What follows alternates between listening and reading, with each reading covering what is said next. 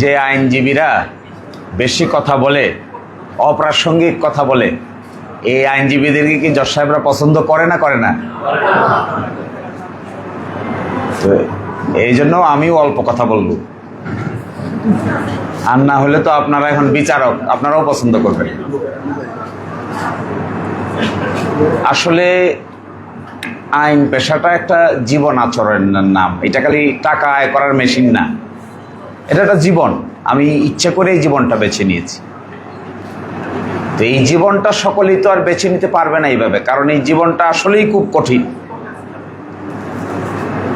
একটা লোক যখন মিলিটারি অফিসার হয়, তখন বিএমএ তে ট্রেনিং দেওয়ার পরে আপনি দেখবেন সাধারণ মানুষের সঙ্গে একজন মিলিটারি অফিসার ভালোভাবে মিশতে পারে না, কারণ সে একটা বিশেষ পরিবেশে থাকে, লেফট রাইট করে, তার কাজের ধরনেই ভিন্ন। যারা পৃথিবীর বিভিন্ন জায়গায় গিয়েছেন তারা দেখবেন অন্য জায়গায়, উন্নত দেশে আইনজীবী হওয়া মানে বিরাট ব্যাপার। আমি তো আমেরিকায় দেখেছি, ইউকেতে দেখেছি, অস্ট্রেলিয়াতে দেখেছি, কানাডাতে দেখেছি। ওরা বলে লয়ার, অ্যাটর্নি, আমেরিকাতে বলে অ্যাটর্নি। অ্যাটর্নি কেউ হয়েছে এটা শুনলে তার 7 খুন মাপ। অ্যাটর্নি মানে বিরাট ব্যাপার। কিন্তু আমাদের দেশে এই স্ট্যাটাসটা এখনো এইভাবে প্রতিষ্ঠিত হয় নাই। কেন হয় নাই? এক হলো আমাদের দেশের ওয়ারেন্ট টু প্রেসিডেন্সে, রাষ্ট্রীয় মেকানিজমে ওয়ারেন্ট টু প্রেসিডেন্সে আইনজীবীদের জন্য এখনো বিশেষ কোনো জায়গা বরাদ্দ করা হয় নাই। আরেক হলো আইনজীবীদের আচরণ কোথাও কারো ক্ষেত্রে এত নিম্নমানের চলে যায়, আমাদেরকে মানুষ আইনজীবী হিসেবে বিবেচনা করতেও তাদের বিবেকে লাগে। এখন প্রশ্ন হলো এখান থেকে কি করে বের হব? এই সিচুয়েশন থেকে আমরা বের হব কি করে? 70-75 হাজার আইনজীবী আছে দেশ জুড়ে। আমার তো ধারণা আইনজীবীরা যদি সত্যি কথা বলতে পারে, সংকীর্ণ রাজনীতির ঊর্ধ্বে উঠতে পারে, দলীয় লেজুর ভিত্তি ছাড়তে পারে, আইনকে ধারণ করতে পারে, সত্যি কথা বলার মতো সাহস অর্জন করতে পারে, নিজের বিরুদ্ধে গেলেও সত্যি কথা বলে, এই 75 হাজার লোক যদি প্র্যাকটিস পারে, বাংলাদেশের রাজনীতিবিদরা সোজা হইতে বাধ্য হবে। কিন্তু আমরা পারি না কেন? কারণ আমরা বিভিন্ন কারণে বিভিন্ন জায়গায় বিভিন্ন ব্যক্তির মাথা বিভিন্ন জায়গায় ঢুকিয়ে দিয়ে নিজের স্বাধীনতা নিজেই নষ্ট করে দিয়েছি। স্বাধীন থাকতে পারি না আমরা। নিজের দলের লোকেরা যদি অন্যায় করে আর কিছু বলতে পারি না। পারি না কেন? আমি তো আইনজীবী। নিজের দলের লোকেরা যদি অসাংবিধানিক কাজ করে, বেআইনি কাজ করে, আমার তো বলার কথা ছিল। আইনজীবীরাও যদি বেআইনি কাজ করে, এটাও তো আমার বলার কথা ছিল। বিচারক যদি বেআইনি কাজ করে, এটাও আমার বলার কথা ছিল। সুপ্রিম কোর্টের প্রধান বিচারপতি যদি বেআইনি কাজ করে, এর বিরুদ্ধেও তো আমার কণ্ঠ রেজ করার কথা ছিল। কিন্তু আমরা পারি না কেন? আমরা এক মাকড়সার জালের ভিতরে, অচলায়তনের ভিতরে নাক পাশে আবদ্ধ হয়ে গেছি। কেউ অমুক দলের সমর্থক, কেউ তমুক দলের সমর্থক, কেউ অমুক দলের লোক, কেউ তমুক দলের লোক। যে দলেই করি না কেন, যা কিছুই ভালোবাসি না কেন, আমাদের প্রথম পরিচয় হওয়া উচিত আমরা হইলাম বাংলাদেশের আইনজীবী। এই জায়গায় ফিরতে না পারলে আমরা নিজস্ব সম্মান, নিজস্ব ইজ্জত শেষ পর্যন্ত বুঝে নিতে পারবো না। আমি মাঝে মাঝে একটা জিনিস খুব চিন্তা করি। দেখেন, এই যে স্বীকারোক্তিমূলক জবানবন্দি রেকর্ড করে না ম্যাজিস্ট্রেট, সকলের অভিযোগ যে স্বীকারোক্তিমূলক জবানবন্দি মাইরে পিটে নেয়। অভিযোগ না এটা? সুপ্রিম কোর্টে যে কয়েকটা মৃত্যুদণ্ডের কেস করি আমি, তার মধ্যে 100টা করলে 80টা পাই যে একমাত্র সাক্ষ্য প্রমাণ হইল কনফেশনাল স্টেটমেন্ট, আর কিছু নাই। আর আপনারা যারা করছেন এখানে, ম্যাজিস্ট্রেট সাহেব আপনাকে 3 ঘন্টা সময় দিছে কিনা? ম্যাজিস্ট্রেট সাহেব বলছে হ্যাঁ। তারপরে আপনার গায়ে কোনো মারার চিহ্ন আছে কিনা? না। ম্যাজিস্ট্রেট সাহেবকে যত কিছু যারা করছে সব ঠিক আছে।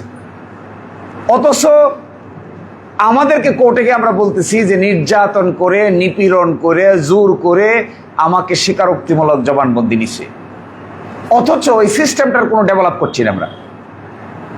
সিস্টেমটা কি? পুলিশ নিয়ে আসে, কখনো রিমান্ডে থেকে নিয়ে আসে, কখনো রিমান্ড না হয়ে সরাসরি ম্যাজিস্ট্রেট সাহেবের কামরায় নিয়ে যায়, কামরায় ভিতরে ঢুকিয়ে দিয়ে বাইরে দাঁড়ায় থাকে, ভিতরে বসে ম্যাজিস্ট্রেট সাহেব লেখেন, উনি বলেন, এরপরে এটার নাম হলো স্বীকারোক্তিমূলক জবানবন্দি। আসামি পরে অভিযোগ করে যে আমারে পিটাইছিল, আমারে মারছিল, লেখে দিছিল, সময় দেয় নাই, স্যার যা কইছে তার উপর স্বাক্ষর দেয়। এত আইনজীবী আমরা, এত আইনজ্ঞ, দেশে বিদেশে এত বড় বড় অফিসার, এত বিচারক, এত সুপ্রিম কোর্টের বিচারক, হাইকোর্টের বিচারক, সেশনস কোর্ট, এত কিছু আছে। একটা লোকের মাথায় আমরা কি এই সিস্টেমটাকে পরিবর্তন করার জন্য আমরা চিন্তা করেছি? তাহলে কিসের আইনজীবী হলাম? তাহলে কি করে সংস্কার করব? কি করে আইন পেশায় একজন মানুষকে সঠিক সেবা দান করব? সংস্কারের চিন্তা তো মাথায় নাই। এক লোক এসে তো কেউ তো এসে বলে না যে আসলে এখন থেকে চলেন, যখন কনফেশন রেকর্ড করা হবে তখন আসামি পক্ষের আইনজীবীও ওনার সাথে থাকবে, এই নিয়ম করি আমরা। আমরা তো এটা কখনো বলি না যে যখন কনফেশনটা রেকর্ড করা হবে চলেন আমরা একটা নিয়ম করি, কনফেশন রেকর্ডের সময় একটা অডিও ভিডিও সংরক্ষণ করা হবে। আমরা তো কেউ এসে বলি না যে কনফেশন মানে কি। কনফেশন মানে কেউ অনুশোচনা করে নিজের অপরাধের কথা নিজেই স্বীকার করে দিচ্ছে, এটার নাম কনফেশন। এইটা সাধারণত মানুষ তওবা করলে করে। ইসলাম ধর্মে আছে, খ্রিস্টান ধর্মে আছে, হিন্দু ধর্মে আছে অনুশোচনা। অনুশোচনা থেকে মানুষ সত্যি কথা বলে দেয়, কিন্তু দেখা যাচ্ছে অনুশোচনা থেকে এমন সত্যি কথা বলে, প্রতিটা কনফেশনের পিছনে একটা না একটা থার্ড ডিগ্রি মেথডের নির্যাতনের চিত্র থাকে। তার কিসের অনুশোচনা হইল? এটা জোর করে যদি কথা বলাইতে হয় তো অনুশোচনা হইল কই? কেউ যদি বলে তো এমনি বলে দেওয়ার কথা, তার রিমান্ডে নিতে হবে কেন? রিমান্ডে নিয়ে ওখানে গরম পানি, ঠান্ডা পানি, হলুদ পানি, সাদা পানি, কালো পানি খাওয়াইতে হবে কেন তাকে? বললে তো এমনি বলবে। তওবা মানুষ কিভাবে করে? মসজিদে গেলে, হজে গেলে কেমন করে তওবা করে? নিজের মন থেকে আল্লাহর কাছে খুলে বলে আমি আর করব না, আমার অতীতের জন্য মাফ করে দাও। তাহলে কনফেশনের তওবা কোথায়? নাই তো। এইবারকার বহু যুদ্ধ করে হাইকোর্টের এক বিচারককে রাজি করাইলাম, আপনি ডাইরেকশন দেন, সকল ম্যাজিস্ট্রেটকে ডাইরেকশন দেন। কি ডাইরেকশন? 1 নম্বর ডাইরেকশন দিবেন যে কনফেশনাল স্টেটমেন্ট রেকর্ড করার সময় বিবাদী পক্ষ চাইলে, আসামি পক্ষ চাইলে তার আইনজীবীও তার সাথে উপস্থিত থাকতে পারবে। আর সেকেন্ড হইল, কনফেশনটা যখন রেকর্ড করতেছে ম্যাজিস্ট্রেট, কি পরিবেশে রেকর্ড করতেছে এইটার একটা অডিও ভিডিও সংরক্ষণ হবে। পরবর্তীতে এই মামলা হাইকোর্টে গেলে হাইকোর্টের বিচারকরা যেন এই অডিওটা, এই ভিডিওটা দেখে বিচার করতে পারে। যতক্ষণ আমরা এই ধরনের ফাইট না করব ততক্ষণ পর্যন্ত আমাদেরকে কেউ সম্মান করবে না। আমি আপনাদেরকে একটা ক্লু দিয়ে যাই, আপনারা চেষ্টা করবেন। আপনারা, আমি জানি কুমিল্লার লোকেরা অনেক ফাস্ট, চিন্তায় ফাস্ট, কর্মে ফাস্ট, টাকায় ফাস্ট, পোশাকে ফাস্ট, দেখতে শুনতে ফাস্ট। তো আমি আপনাদের কাছে একটা এক্সপেকটেশন, আমি এক জায়গায় দেখছি শুরু করেছে কুমিল্লা থেকে, কুমিল্লার ডিস্ট্রিক্ট এবং সেশন জাজ থেকে আপনারা আগাম জামিনের ব্যবস্থা করেন। আগাম জামিনের জন্য ঢাকায় যাবেন কেন বলেন তো দেখি? আপনারা কখনো ফাইট করেছেন সেশন কোর্টে গিয়ে? একটা আগাম জামিনের অ্যাপ্লিকেশন কালকে সভাপতি সাহেবকে দায়ের করে বলেন যে আমি আপনার কাছে আগাম জামিন চাই। দেখেন না কি কয়। যতক্ষণ পর্যন্ত আমাদের গ্রাম অঞ্চলে বলে ঠেটাগিরি বুঝেন, যতক্ষণ পর্যন্ত আপনি আইনের বিধানকে সঠিকভাবে অ্যাপ্লাই করার জন্য ব্যতিক্রমী উদ্যোগ নিতে না পারবেন ততক্ষণ পর্যন্ত আপনাকে কেউ ব্যতিক্রমী আইনজীবী হিসেবে মেনে নিবে না। খালি জিন্দাবাদ মুর্দাবাদ, ভোট দাও, আমার দল তোমার দল, আইনের নতুন কি বাইর করছেন আপনি? এটা দেখেন না। আপনি বারের প্রেসিডেন্ট, আপনি বারের সেক্রেটারি, আপনি বারের কমিটিতে আছেন, আরেকজন কমিটিতে ছিল, আরেকজন ট্রেজারার, খালি টাকা পাহারা দেওয়ার জন্য।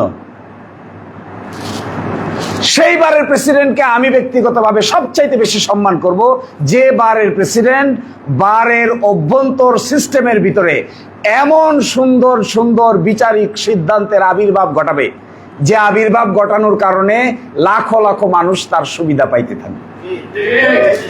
এই এক সময় প্রফেশনাল নেতৃত্ব বলতে এটা বুঝাইতো, এখন প্রফেশনাল নেতৃত্ব বলতে হয়ে গেছে অন্য জিনিস। এখন প্রফেশনাল নেতৃত্ব হলো কার কয়জন লাঠি আছে, কে কার সাথে সম্পর্ক মেনটেন করে, কার বাড়ি কই, কার গ্রুপ কয়টা, এগুলো হচ্ছে প্রফেশনাল নেতৃত্ব। আমি দেখেছি চোখের সামনে, রোকন সাহেব ছিলেন সুপ্রিম কোর্ট বারের প্রেসিডেন্ট। এক বিচারকের বিরুদ্ধে অভিযোগ আসলো তিনি ঘুষ খেয়েছেন। একটা পত্রিকায় রিপোর্ট বের হলো, উনি পত্রিকার রিপোর্টটা সাথে সাথে নিয়ে সুপ্রিম কোর্টের ফুল বেঞ্চে গিয়ে বললেন, মাই লর্ড, এই বিচারককে তাড়াতাড়ি তাড়ান, না হলে আমরা বারে কাজ করবো না। ভয় পেয়ে গেল চিফ জাস্টিস। রুকন সাহেব বলেন কি? বলছে, I am the president of the bar, I am the representative of the supreme court bar association. আপনার স্ট্যাটাস আর আমার স্ট্যাটাসের মধ্যে খুব বেশি পার্থক্য নাই, আপনি উপরে আছেন আর আমি নিচে আছি, এই এতটুকু। So I am representing the lawyer, the key members of the society. I am submitting an application before the Supreme Judicial Council. এই বিচারককে যদি না তাড়ান তাহলে ঘুষের লেনদেনের অভিযোগ আসছে, এই বিচারককে নিয়ে সুপ্রিম কোর্ট চলতে পারে। শেষ পর্যন্ত এই বিচারক সাহেব সুপ্রিম কোর্ট ছেড়ে যেতে বাধ্য হয়েছে। এই ধরনের বোল্ড ভূমিকা যখন আইনজীবী নেতৃবৃন্দের থাকবে না, সেই আইনজীবী নেতৃবৃন্দের রাজনৈতিক আনুগত্য থাকতে পারে, কিন্তু আইনের ক্ষেত্রে নতুন কিছু উদ্ভাবনী শক্তি অ্যাপ্লাই করতে পারবে না। আপনাদের এখানে বিচারকদের বিরুদ্ধে অভিযোগ আছে না? সময় মতো এজলাসে উঠে কি উঠে না, অভিযোগ আছে না? বিকালের হাফে উঠে কি উঠে না, অভিযোগ আছে না? এখন যদি একটা রেমেডি পাওয়ার জন্য খালি জিহুজুর করেন তাহলে তো কাজ হবে না, কিন্তু তা না করে যদি সত্যিকার অর্থে দণ্ডের মতো সোজা রাখতে পারেন, আপনাদের ছাড়া তারা বিচার করতে পারবে? সম্ভব আপনাদের ছাড়া বিচার করতে? কি করে করবে বিচার করতে? আমি মনে করি যে আইনজীবী আইন জানবে, যে আইনজীবী আইনের বেসিক রুলিং জানবে, সর্বশেষ পজিশন জানবে, এই সমস্ত আইনজীবীদেরকে বিচারক বৃন্দ ভয় পেতে বাধ্য হবে। আপনাদের মধ্যে অনেক আইনজীবী আছে যাদেরকে সন্ধ্যার পরে কিংবা কোর্ট আওয়ারের পরে চা খাওয়ার দাওয়াত দেয়, আছে না এরকম? সকলরে দেয়? কেন দেয়? নিশ্চয়ই একটা না একটা ঝামেলায় পড়ছে, এই জন্য দেয়। এই ঝামেলাটা অনেক সময় রায় খুঁজে পায় না, রায় লিখতে হবে না তো আইন জানতে হবে না? কতটুক জানে একজন অ্যাসিস্ট্যান্ট জাজ মাত্র একটা বিশ্ববিদ্যালয় থেকে অনার্স পাশ করে এসে অ্যাসিস্ট্যান্ট জাজ হয়েছে। আপনি তো এখানে উকালতি করতেছেন 40 বছর থেকে, 30 বছর থেকে। তার অভিজ্ঞতা আপনার অভিজ্ঞতা দিন আর রাতের পার্থক্য। তা আপনি যদি আইন কানুন জানেন, তা আপনাকে ছাড়া সে 2 কলম লিখবে, কোথা থেকে লিখবে? কেমনে লিখবে? কিভাবে লিখবে? আমি আমার জুনিয়র বন্ধুদেরকে একটা কথা বলি, আপাত অর্থে প্রাথমিক 5 বছর কোনো ধরনের বাড়তি কোনো কাজের সঙ্গে যুক্ত হবেন না। প্রাথমিক 5 বছর চোখ বন্ধ করেন, নাক বন্ধ করেন, কান বন্ধ করেন, শুনেন কিন্তু কানে নেবেন না, দেখবেন ইনভলভ হবেন না, ভাববেন কিন্তু নিজেকে জড়াবেন না, শুধু দেখবেন হলো বইপত্র, মামলার কাগজ, নথি ছাড়া আর কিছু। খন্দকার সাহেবের সামনে আমি একদিন বসে প্রথম আলো পত্রিকা পড়তেছি। খন্দকার মা বলছেন, আমারে বলে, তুমি পত্রিকা পড়ো কেন? তোমার কোনো কাজ নাই? বললাম, স্যার পত্রিকাটা এখানে সামনে আছে, কি দেখতেছি, এটা পড়তে ইচ্ছা হইতেছে। সকালে পত্রিকা পড়লে আইনজীবীর মাথা মামলার চিন্তা থেকে পত্রিকার খবরের দিকে বেশি গুরুত্ব পেয়ে যাবে, কোনো পত্রিকা পড়া যাবে না। এটা একটা সাধনার ব্যাপার, এটা একটা চিন্তার ব্যাপার, এটা একটা গভীর মনোযোগের ব্যাপার। এখানে কিন্তু 12,000 কাজ করে আইনজীবী হওয়া যায় না। 12,000 কাজ করে কতটুকু আইনজীবী হওয়া যায়? বেল মাস্টার এটা হইতে পারবেন। 12,000 কাজ করে কথা আমায়, আমার একটা ইনজাংশন দরকার, নিলোগা একটা ইনজাংশন দেন, এটা পারবেন। কিংবা গিয়ে বলতে পারবেন দেন বেল দেন, বলতে বলতে হাতের রেখা মিটে জোর করে একটা বেল নিয়ে আসতে পারেন। কিন্তু তা দিয়ে কি আপনি আইনজীবী হলেন? এই কাজ, এই বেল পিটিশন মুভ করা, ইনজাংশন পিটিশন মুভ করা, এতটুকু কাজ আমার ধারণা আপনাদের অনেকের সেরেস্তায় এমন ক্লার্ক আছে যে ক্লার্ক আমার আপনার চাইতেও আরো ভালোভাবে করতে পারে। পারবে না? আইন পেশাগত হলে একটা শব্দের খেলা, শব্দ। দেখবেন আইনের কোনো কোনো জায়গায় আছে shall be 5 to 7 years, নিম্নে হলো 5, উচ্চে হলো 7, অথবা নিম্নে 5, উচ্চে 10 years। তাহলে আইনজীবীর খেলাটা হলো 5 বছর থেকে 10 বছরের মাঝখানে। এই shall be-টা কখনো কখনো যে মেবি হয়, এইটা যে বুঝবে তিনি সূক্ষ্ম আইনজীবী হচ্ছেন, কিংবা মেবিটা যখন shall be হবে এইটা যিনি বুঝবেন তিনি সূক্ষ্ম আইনজীবী হচ্ছেন। আর না হলে তো এনে সূক্ষ্মতার কোনো বিষয়ই আসবে না। আমি নতুন ব্যাখ্যা বিশ্লেষণের ক্যাপাসিটি বিল্ড আপ করতে গেলে কোরআন শরীফে যারা বালাগাত, মান্তেক, যারা সরফ, নাহু এগুলো পড়েছেন তারা দেখবেন একটা কনসেপ্ট আছে, এটাকে বলে নাসক মানসুক। এই নাসক মানসুক হলো কোরআন আল্লাহর একটা হুকুম আর একটা হুকুম দিয়ে বাড়িতে হয়, সর্বশেষ কোনটা থাকে এই হুকুমটা কাটাকাটি করে ভালো আলেম ছাড়া এটা বাইর করতে পারে। আইন পেশায় এরকম রুলিং আছে। 72 সালে একটা হয়েছিল, 86 সালে এটা পরিবর্তন হয়ে গেছে, 92 সালে এসে 2টা পরিবর্তন হয়ে মাঝামাঝি হয়েছে, 2000 সালে গিয়া সব পরিবর্তন হয়ে নতুন ব্যাখ্যা হয়েছে, 2025 সালে গিয়া দেখবেন আবার গুইয়া 72 সালে যেটা ছিল সেখানে ঘুরে গেছে।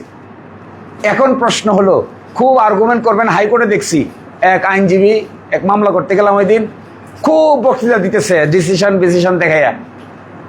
আমি চুপ করে বসে আর হাসতেছি। শেষ পর্যন্ত যখন আমার টার্ন আসছে আমি ওইটা বললাম যে my lord, my learned friend, extensive argued and presented the presidencies of 1972 till today.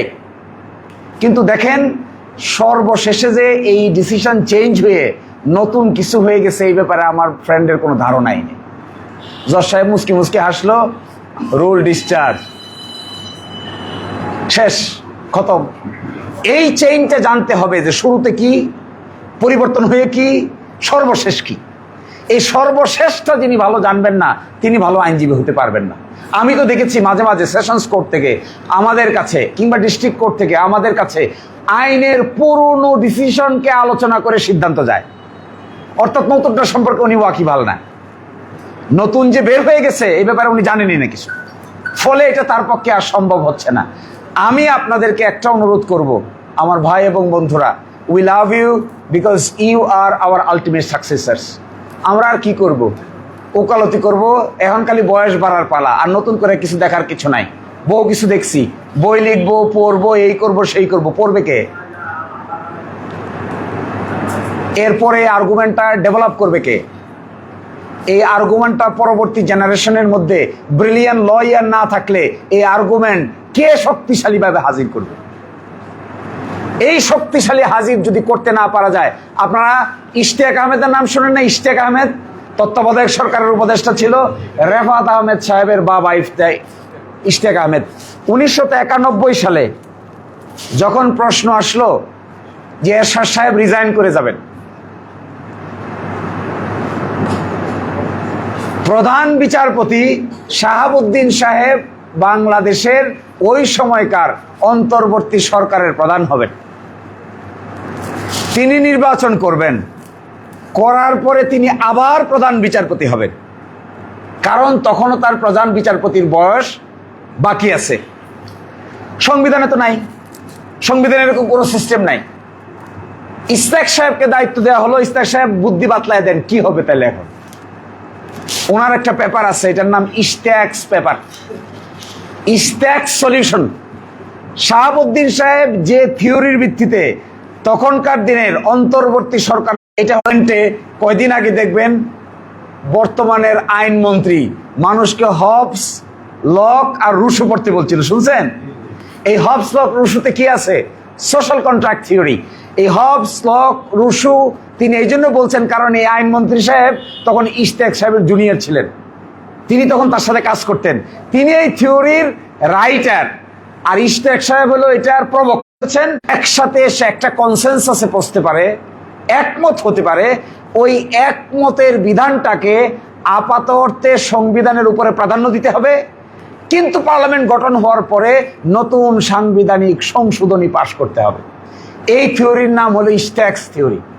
He was the propounder of the theory. এখনকার দিনের আমাদের রিসেন্টলি বিদায়প্রাপ্ত প্রধান বিচারপতির বাবা। দেখবেন পলিটিক্যাল ক্রাইসিস, হিস্ট্রি, ল, রাজনীতি, ইতিহাস এবং আইন একটা আরেকটার সঙ্গে ওতপ্রোতভাবে জড়িত। একটা থেকে আরেকটাকে আপনি আলাদা করতে পারবেন না। এগুলো মাতৃ জঠরে যমজ সন্তান যেভাবে লেগে থাকে, রাজনীতি, আইন এবং ইতিহাস একটা আরেকটার সঙ্গে এইভাবে ওতপ্রোতভাবে জড়িত। একটাকে আলাদা করবেন, আরেকটা মরে যাবে।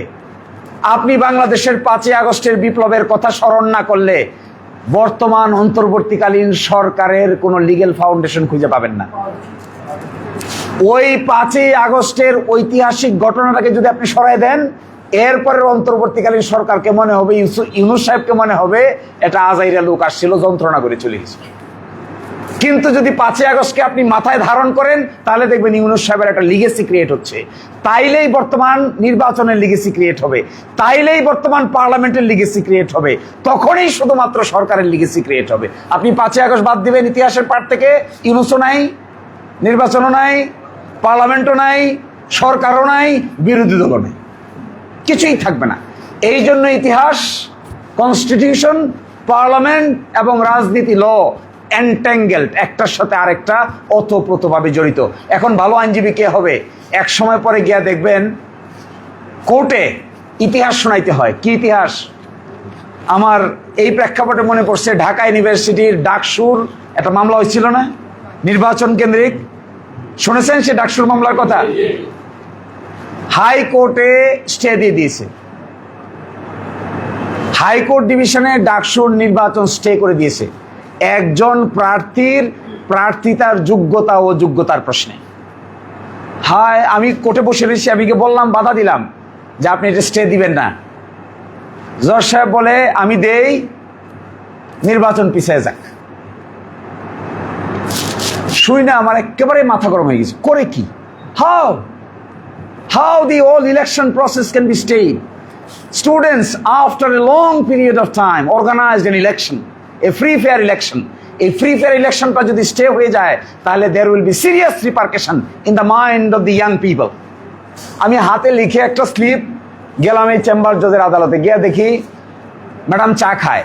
চেম্বার জজের আদালতের চেম্বারে বসে চা খাইতেছে, ফারা মাহবুব। আমি গিয়ে বললাম, মাইল স্টে দেন। কি স্টে দিব? বললো নির্বাচন আটকে গেছে, তাড়াতাড়ি স্টে দেন। বলে আমি তো এইভাবে স্টে দিতে পারি না, একটা লিস্ট লাগবে, একটা কোর্ট লাগবে, একটা অ্যাপ্লিকেশন লাগবে। অ্যাপ্লিকেশন করার টাইম নাই। My handwriting is an application. If you want, I am giving you the undertaking. Take undertaking from me as a senior lawyer, then pass the order from your court. তিনি বলছেন যে আমি একটু ভাইবে নেই। কিছুক্ষণ vibration দিয়ে একটু পরে বিও আমাকে ফোন দিয়ে দেখতেছি কজ লিস্টে একটা মামলা দিছে, ঢাকা ইউনিভার্সিটি ভার্সেস অমুক। হাতে লেখা, কিন্তু কোনো পিটিশন নাই, কোনো অ্যাপ্লিকেশন নাই, কোনো ব্লু কাগজ নাই, কোনো এফিডেভিট নাই, কিচ্ছু নাই। আর ওইদিকে ঢাকা ইউনিভার্সিটির ছেলেরা মিছিল করতেছে।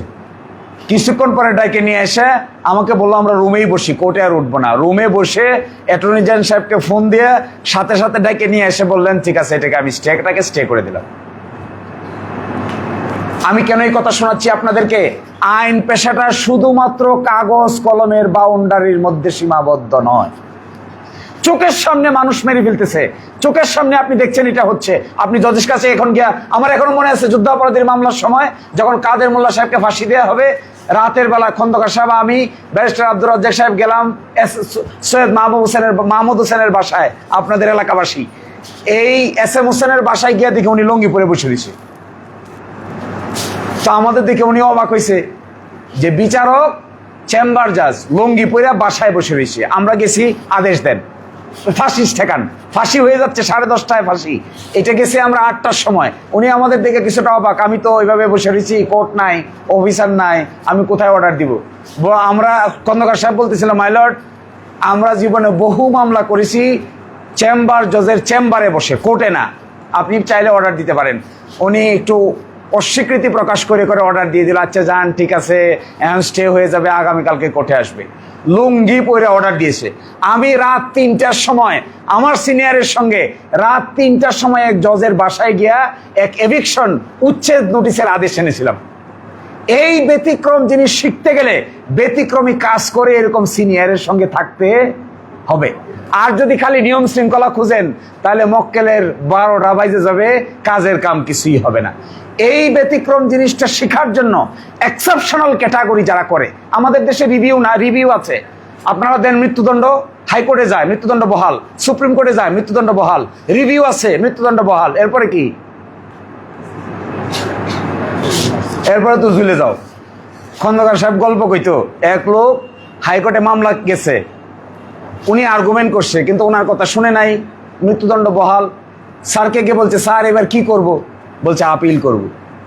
আপিল করছে, 8 বছর পরে আপিলেও মৃত্যুদণ্ড বহাল। বলে স্যার এবার কি করব? বলে রিভিউ করব। 6 মাস পরে রিভিউ পিটিশন খারিজ। বলে স্যার এবার কি করব? বলছে আল্লাহর নামে ঝুলে যাও। ঝুলে যাও কয়ে বসে থাকে নাই, বলছে আমি তোমার জন্য একটা কিউরেটিভ পিটিশন দায়ের করব। দেখেন, কিউরেটিভ পিটিশন, এটা বাংলাদেশের ইতিহাসে দ্বিতীয় কোনো আইনজীবী খুঁজে পাবেন না কারো সাহসে কোলাবে, যে একটা রিভিউ পিটিশন ডিসমিস হয়ে যাওয়ার পরে আর একটা কিউরেটিভ পিটিশন ফাইল করা যায়। এরকম বীর পুরুষ বাংলাদেশে খন্দকার মাহবুব হোসেন ছাড়া আর কারো মাথায় এটা আসবে না। গিয়া একটা কিউরেটিভ পিটিশন ফাইল করেছে, আমাকে বলে তুমি কিউরেটিভ পিটিশন ড্রাফট করো। আমি বললাম কিউরেটিভ পিটিশন কি? বলছে আমি যা কইছি খালি লেখো। কিউরেটিভ পিটিশন বলে ভারতীয় জাজমেন্ট দেখো, ইন্ডিয়ান জাজমেন্ট। খুঁজে দেখলাম ইন্ডিয়াতে ইতোমধ্যে এক বুদ্ধি আবিষ্কার হয়ে গেছে, সেই বুদ্ধির নাম হলো কিউরেটিভ পিটিশন। বললাম আপনি কোথায় পাইলেন স্যার এটা? আমি পত্রিকায় পড়ছি। তুমি বাইর করো। ইন্ডিয়ান সুপ্রিম কোর্ট জাজমেন্ট দিয়েছে, রিভিউ ডিসমিস, মৃত্যুদণ্ড কার্যকর করতে কয়েকদিন দেরি হয়েছে। ইন্ডিয়ান সুপ্রিম কোর্টে গিয়ে রিট পিটিশন ফাইল করেছে, রিট পিটিশন ডিসমিস, দেন কিউরেটিভ পিটিশন ফাইল করেছে। আমার মৃত্যুদণ্ড কার্যকর করার কথা যেদিন মৃত্যুদণ্ড ডিসমিস হয়েছে, রিভিউ পিটিশন সেই দিনেই। আপনি আমাকে 15 দিন মৃত্যুর ঘন্টা চোখের সামনে বাজাইছেন, এক এক দিনকে মনে হয়েছে এক এক বছর। সুতরাং আপনি আমার মৃত্যুদণ্ড আর কার্যকর করতে পারবেন না। ফাইনালি এই কিউরেটিভ পিটিশন দায়ের করলাম, উনি আমাকে নিয়ে গেল, আর্গুমেন্ট করলো, জজদের রাজি হইল, মৃত্যুদণ্ড থেকে যাবজ্জীবন সাজায় পরিণত। This is something really interesting. আমার জিন্দিগিতে খন্দকার সাহেব আর ব্যারিস্টার আব্দুর রাজ্জাক সাহেবের উকালতির যে ফ্যাশন, যে নমুনা, যে মুন্সিয়ানা, যে সিদ্ধান্ত নেওয়ার ক্যাপাসিটি আর যে ব্যক্তিত্ব বোধ দেখেছি, আমাদের কাছে মনে হয় এরকম ব্যক্তিত্ব বোধওয়ালা আইনজীবী এই দেশে যদি বারে বারে প্রতিষ্ঠিত হতো, বাংলাদেশে আইনের শাসন অটোমেটিক প্রতিষ্ঠা হয়ে যেত। তো আমি আপনাদেরকে আর বিরক্ত করব না। My last call to my younger brothers and sisters, you are a lawyer. Do not consider you are an ordinary lawyer. Try to be exceptional one.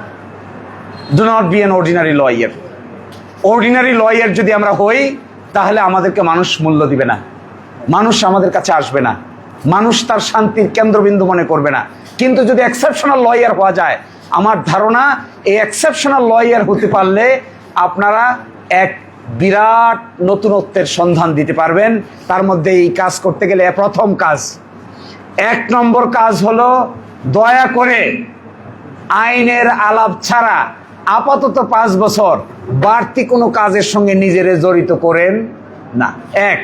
2 নম্বর হলো সিনিয়রকে একেবারে পানি খাওয়া থেকে শুরু করে, বাথরুম যাওয়া থেকে শুরু করে, ঘুমানোর আগ পর্যন্ত বিরক্তির ছেলায় সিনিয়র একবার বলতে বাধ্য হইতো, বাবারে তুই এবার বাড়ি যা, এইটা ছাড়বেন না। তৃতীয়ত, কোনো কোর্টে কোনো আদেশ দিলে পরে ওই আদেশে সন্তুষ্ট হয়ে চলে আসবেন না, তাহলে আইন শিখতে পারবেন না। যে আদেশ দিবে আপনার মনের ভিতরে বাইর করবেন আদেশটা সঠিক না, আইনটা দেখবেন কোন আইনে দিয়েছে, কোন ধারায় দিয়েছে, ঠিক না বেঠিক। না যদি হয় একটা রিভিশন ফাইল করবেন, সঠিক যদি না হয় আরেকটা আপিল ফাইল করবেন, যাবেন আর্গুমেন্ট করবেন, বকা খাবেন, খান, বকা দিবে আপনাকে, দেখ আইন জানেন না বলবে, জানবে না। এই না জানতে না জানতেই শিখা হবে। আর সর্বশেষ বলছি, আইনজীবীর আচরণটা এমন সফিস্টিকেটেড হওয়া দরকার যে আচরণের কারণে আশেপাশের লোকেরা মোহিত হয়। আমি আপনাদেরকে অনুরোধ করব, যদি সত্যিকার অর্থে কেউ আইনজীবী হতে পারে, আমি মনে করি টাকা গনে এক সময় কুলাইতে পারবেন না। যদি টাকার পিছে ঘুরেন তাহলে টাকা জীবনে আসবে না। আর যদি কাজের পিছে ঘুরেন, আইনের পিছে ঘুরেন, লেখাপড়ার পরে ঘুরেন, তাহলে টাকা এক সময় রাখার জায়গা পাবেন না।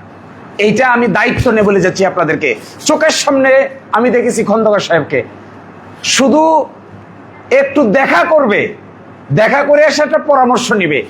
ইয়াসিন রহমানের কেস নাম শুনছেন? ইয়াসিন রহমান, সিনিয়ররা বলতে পারবে। কেডিএস, চিটাগাং এর কেডিএস এর বিখ্যাত মামলা, ইয়াসিন রহমান এক ভারতীয় নাগরিককে মেরে ফেলেছিল।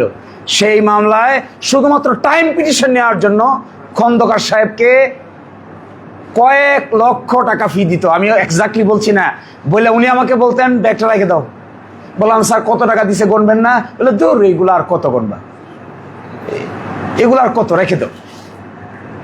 শেষ মুহূর্তে এসে, জীবনের শেষ মুহূর্তে এসে টাকাটাকে আর গুরুত্বপূর্ণ মনে হবে না। শেষ মুহূর্তে এসে মনে হবে সম্মান, ইজ্জত, কথার গুরুত্ব, লেখার গুরুত্ব, কথা বলার ভার, এটা যখন আপনি পাবেন তখন টাকা পয়সাটাকে একেবারেই সামান্য সম্পদ মনে হবে। এইটা অর্জন করতে গেলে এখন কষ্টের টাইম, পরিশ্রমের টাইম। এখন যদি এটা আমরা করতে না পারি তাহলে আমরা হারিয়ে যাব। আর করতে পারলে কুমিল্লা থেকে তো হাইকোর্টে ওকালতি করা যায়। আমি তো দেখি কেউ কেউ হাইকোর্টে ওকালতি করতে যান। কুমিল্লা থেকে হাইকোর্টে ওকালতি করা সম্ভব। আপনারা যদি সংবিধান প্র্যাকটিস করেন, রিট পিটিশন প্র্যাকটিস করেন এবং ভালো সাংবিধানিক জটিল মামলার সমাধান খুঁজতে চান, প্রয়োজন হলে আপনি নিজে সেখানে গিয়ে হাজির হবেন।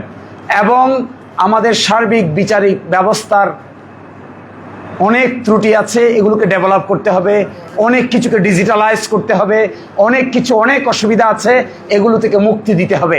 মুক্তির জন্য আমি মনে করি বাংলাদেশের বিচারক সকলেরই তাদের বেতন কাঠামোকে বড় করে পরিবর্তন করা দরকার।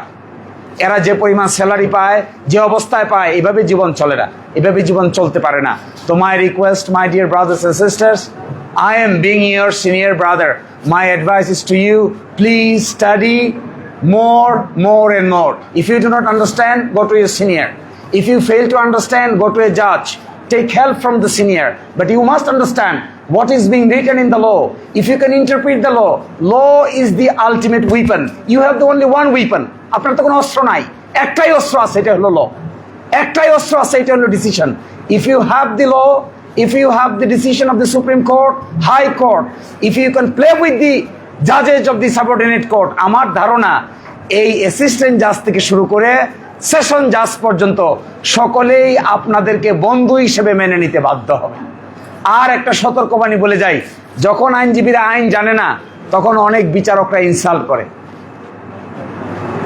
না? এই ইনসাল্টের মধ্যে পড়ছেন আপনারা? দয়া করে এই সুযোগটা তাদের দিবেন না। আইনটা জেনে আইনের বইটা যাবে না পারেন। আর একটা দায়িত্ব আমি অনুরোধ করে যাই সভাপতি ভাইকে, আরো গুরুত্বপূর্ণ ব্যক্তিবর্গ আছেন, চেষ্টা করে দেখেন কুমিল্লা বারে এখন থেকে আগাম জামিন অ্যাপ্লিকেশন মুভ করার ব্যবস্থা করতে পারেন কি না। আল্লাহ আমাদের সকলকে ভালো কাজ করার তৌফিক দান করুন। আসসালামু আলাইকুম।